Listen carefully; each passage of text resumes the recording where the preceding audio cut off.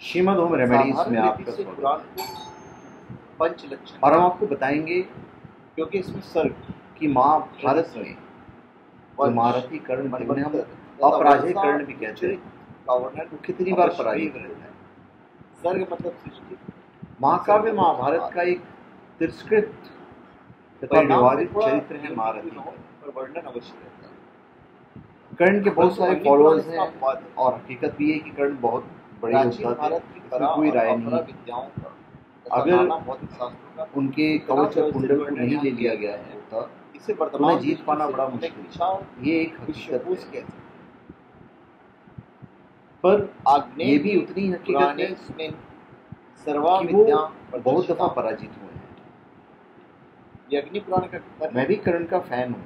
इसके अनुसार अग्नि पुराण में सभी विद्याओं का वर्णन जो हकीकत है वो तो हकीकत है। अग्निदेव के स्वयं के श्रीमुख से वर्णित है, इसलिए प्रसिद्ध ज्येष्ठ पांडव सूत पुत्र, यह पुराण अत्याचारी दुर्योधन का परम मित्र और हितैषी, सर्वश्रेष्ठ धनुर्धर, दानवीर, सूर्या का सार है, कुंती नंदन, इसको सुनने से देव इन सब नामों से उन्हें संबोधित किया जाता है। और जगत यहाँ कर्ण के बाकी संबोधन से परे विष्णु भगवान के एक भ्रांति पर विचार करें। वेग के हाथ के मंत्र से उत्पन्न पृथु का मैंने अनेकों वाद विवादों, चर्चाओं और कथाओं में एक बात समानता से देखी है कश्यप कि हर लेखक या वाचक परिवार विस्तार कर्ण को विश्व का सर्वश्रेष्ठ धनुर्धर तथा अर्जुन से भी अधिक प्रतिभाशाली कहता है। फल के विषय में आख्यान दिए और मगर जब भी प्रमाण की बात की जाए तो यही लोग तथ्यहीन तर्कों से पूजा का विधान चाहेंगे। देखिए, श्री कृष्ण भी जब युद्ध हो रहा था तो कर्ण की तारीफ करते हैं, इसमें कोई दो राय नहीं है। जहाँ उनके कहने का मतलब था अर्जुन से कि तुमसे श्रेष्ठ है, यदि व्रतों के महत्व को भी दर्शाया गया, इसमें भी कोई विवाद नहीं है। साथ ही कर्ण एक ज्येष्ठ योद्धा था। महारथी कहलाने का संपूर्ण योग्यताएं उसमें बताया गया। धनुर्विद्या उसकी विशेषता थी। अग्नि पुराण में अग्निदेव, इसके अलावा वो गदा युद्ध का वर्णन, मल्ल युद्ध, महर्षि वशिष्ठ मल्ल युद्ध की कलाओं के अतिरिक्त व्यूह रचना, वेद नीति में भी पारंगत थे। इसके अंदर मगर कर्ण अजय नहीं थे। फिर अवतारों की कथा की। कर्ण का अर्जुन से श्रेष्ठ होना और विष्णु तो बहुत दूर की बात है, क्योंकि देखिए जब मरने मारने की बात थी तब तो सीधी बात है कि उनके पास कवच कुंडल नहीं थे, पर वो हमेशा अर्जुन से हारे हैं। इसके बाद मंडल का लक्षण, वो अर्जुन के अलावा अनेकों बार अन्य योद्धाओं और महारथियों से परास्त हुए। पवित्र रूप पर भी तथा अधिकांश युद्धों में उनके पराजित होने तथा प्राण बचाकर पलायन कर जाने का प्रमाण है। फिर न्यास आदि का विधान, महाभारत के विभिन्न पर्वों में ऐसे कुछ संदर्भों का संक्षिप्त वर्णन भी किया गया है। नाना प्रकार के दीक्षाओं, जैसे वन पर्व में पांडव जब द्वैत वन में निर्वासित जीवन शांति पूर्ण ढंग आदि कर रहे थे, तब दुर्योधन को ऐसा कर्ण तथा शकुनि ने परामर्श दिया नाड़ी चक्र कि आपने अपने पराक्रम से पांडवों को निर्वासित गायत्री के अर्थ का निर्देश तथा पूरी पृथ्वी पर इंद्र की तरह से भोग करने का आपका अधिकार है। शारीरिक वेदांत का निरूपण, अतः चलकर द्वैत वन में पांडवों को अपनी श्रेष्ठता दिखानी चाहिए। उनके दुख एवं द्रौपदी की इतनी सारी चीजें बलकालावस्था से अपनी छाती ठंडी करें एवं उन्हें अपने ऐश्वर्य से वहां जाकर जलाना चाहिए। सब्सक्राइब करें और अपनी कमेंट। इसके बाद कौरव अपनी सेना के साथ धृतराष्ट्र से चतुराई पूर्वक अनुमति लेकर द्वैत वन को प्रस्थान करते हैं।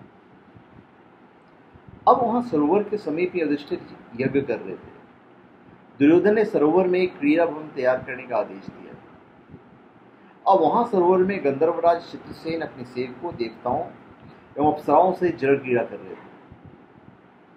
दुर्योधन को यह सहन नहीं हुआ। उसने कर्ण को आगे किया तथा पीछे अपने भाइयों शकुनि, दुःशासन, विकर्ण तथा सेना के साथ उनसे युद्ध करना शुरू कर दिया। गंधर्वों ने सबसे पहले कर्ण को परास्त किया। परास्त के अंदर सेंस क्या, उनके पास तो कवच कुंडल थे, तो उन लोगों ने क्या प्लान की, इसको तो मारा जा सकता नहीं, कवच कुंडल, तीर, धनुष वगैरह इसको भेद नहीं सकता, तो इसको पकड़ लिया जाए, कैद कर लेते हैं। इस डर से वहां से कर्ण भागते हैं कि मैं ही पकड़ा गया तो इनकी रक्षा कौन करेगा, जिसमें वो विकर्ण के रथ पर वहां से पीठ दिखाकर पलायन करते हैं। गंधर्वों ने दुर्योधन को सेना सहित बंदी बना लिया तथा उनके सभी स्त्रियों पर भी अपना अधिकार बना लिया। तो ऐसे में पांडवों ने उन सभी को गंधर्वों से मुक्त कराया। पहला इंसिडेंट। दूसरा इंसिडेंट, विराट पर्व में दुर्योधन ने छल पूर्वक विराटनगर की गांवों पर कब्जा कर लिया। पांडव विराटनगर में वेश बदलकर अज्ञातवास कर रहे थे। विराटनगर के कुमार उत्तर ने जोश में भरकर कौरवों को परास्त करने के लिए उन पर आक्रमण करने की ठानी। ऐसे में सैरंध्री रूपी द्रौपदी ने रणला रूपी अर्जुन को उत्तर का सारथी बनाने का परामर्श दिया। अभी अर्जुन उत्तर को युद्ध भूमि में लेके गए। वहां कौरवों की सेना देखकर उत्तर के होश उड़ गया और वरद छोड़कर भागने लगा।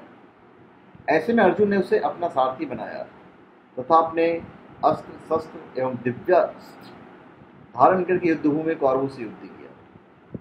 अर्जुन द्वारा अपने भाई की वीरगति से खिन्न कर्ण ने उन पर आक्रमण किया। अर्जुन ने वहां पे कर्ण को बुरी तरह से बीन दिया था और उसके सारथी रथ शस्त्र इत्यादि नष्ट कर दिए थे। ऐसे में कर्ण वहां भी पीठ दिखाकर भाग गए थे। बाद में अर्जुन ने सभी कौरवों को परास्त किया और सभी गांवों को छुड़ाया। विराट पर्व में अर्जुन द्वारा कर्ण को 2 बार परास्त किया गया और दोनों ही बार कर्ण कायरों की तरह वहां से निकल चुके थे। फिर है द्रोण पर्व। द्रोण पर्व में एक ही दिन के युद्ध में कर्ण को अर्जुन, भीम, धृष्टद्युम्न तथा सात्विकी के द्वारा अलग अलग अवसरों पर परास्त किया है।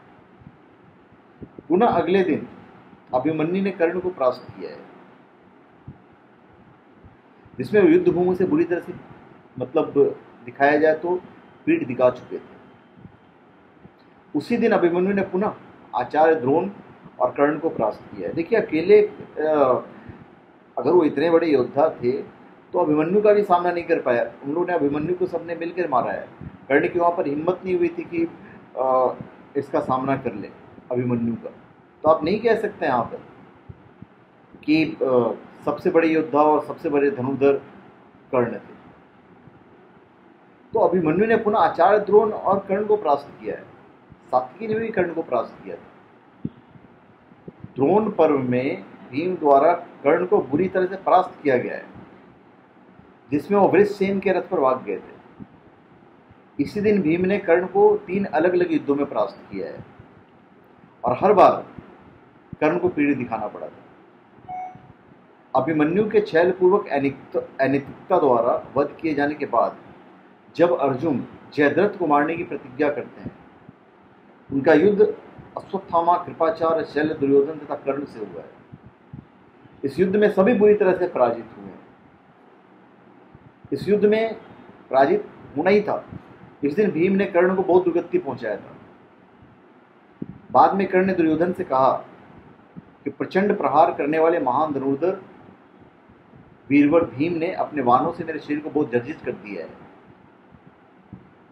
युद्ध में डटा ही रहना चाहिए, इसलिए वो डटे हुए थे।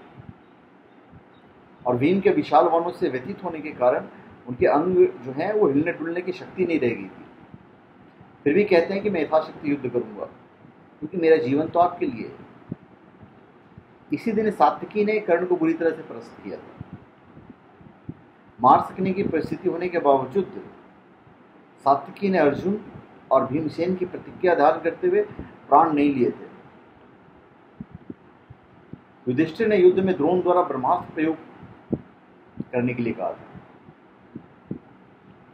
इसके बाद उनका साथ अर्जुन तथा भीम ने भी दुर्योधन, कर्ण तथा द्रोण को परास्त किया है। दुर्योधन द्वारा कर्ण को और अधिक पराक्रम दिखाने की याचना किए जाने पर कर्ण बड़ी बड़ी ढींगे हाँकने लगा था। इस पर आचार्य द्रोण ने कहा था, और ये लिखा हुआ है महाभारत में। आचार्य द्रोण कहते हैं कि खूब, बहुत खूब, कर्ण तुम तो बड़े बहादुर हो। यदि बात बनाने से ही काम हो जाए तब तो तुम्हें पाकर कुरुराज सनात हो गए। तुम इनके पास बहुत बढ़ चढ़कर बातें किया करते हो, किंतु न कभी तुम्हारा परकर्म ही देखा जाता है और न उसका कोई फल सामने आता है। संग्राम में पांडवों से तुम्हारी अनेकों बार मुठभेड़ हुई है, किंतु सर्वत्र तुमने ही हार खाई है। कर्ण याद है या नहीं, जब गंधर्व दुर्योधन को पकड़कर ले जा रहे थे उस समय सारी सेना तो युद्ध कर रही थी और अकेले तुम ही सबसे पहले भागे थे। विराटनगर में भी संपूर्ण कौरव इकट्ठा हुए थे। वहां पर अकेले अर्जुन ने सबको हराया था। तुम भी अपने भाइयों के साथ परास्त हुए थे।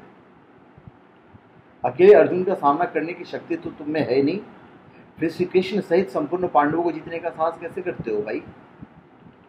चुपचाप युद्ध करो और तुम धींगे बहुत हाँकते हो। बिना कहीं पराक्रम दिखाए जाए, यही सतपुरुषों का व्रत है। जब तक अर्जुन के बाण तुम्हारे ऊपर नहीं पड़ रहे हैं तभी तक गरज रहे हो। जब उनके बाणों से घायल हो जाओगे तुम सारी गर्जना भूल जाओगे। क्षत्रिय बाहुबल में शूर होते हैं, ब्राह्मण वाणी में शूर होते हैं। अर्जुन धनुष चलाने में शूर है, किंतु कर्ण तो मंसूबे बांधने में शूर है। ये द्रोणाचार्य के शब्द थे। इसके पश्चात कर्ण का अश्वत्थामा से विवाद हुआ था। गुरु एवं अश्वत्थामा को अपशब्द कहने के कारण कर्ण की बड़ी निंदा हुई थी।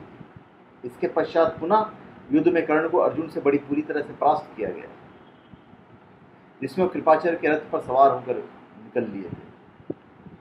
फिर द्रोण पर्व में घटोत्कच द्वारा अनेक प्रकार से दुर्गति किए जाने और बुरी तरह से परास्त होने के बाद कर्ण ने वैजंती नामक अमोघ शस्त्र का प्रहार किया था, जिसे स्वयं इंद्र ने दिए थे और उनकी रोज पूजा करते थे। वो एक्चुअली में अर्जुन के लिए बचा के रखे हुए थे, किंतु घटोत्कच द्वारा युद्ध एक तरफा समाप्त होते देख और अपनी तथा कौरवों की साक्षात मृत्यु सन्निकट देखकर उसे अर्जुन के निमित्त रखी शक्ति घटोत्कच के ऊपर प्रयोग करनी पड़ी। तो यदि महाभारत का गहन अध्ययन करेंगे तो पाएंगे कि कर्ण या एकलव्य को किसी भी समय अर्जुन से तुलना के योग्य नहीं समझा गया है। यह कर्ण का महिमा मंडन जो किया गया है, या जैसे वो मतलब खैर ऐसा नहीं था कि वो इतने बुरे थे कि उनकी महिमा मंडन नहीं किया जाए। महान कवि रामधारी सिंह दिनकर द्वारा रचित प्रसिद्ध खंड काव्य रश्मि रथी के फलस्वरूप उदित हुआ है। उन्होंने अपने काव्य में कर्ण के उजले एवं एक पक्षीय चरित्र का वर्णन किया है। कर्ण में दानवीरता के गुण अतुलनीय था, इसमें कोई दो राय नहीं है, किंतु इस पक्ष के अलावा कर्ण किसी भी तरह से सर्वश्रेष्ठ कहलाए जाए इस पे शक है।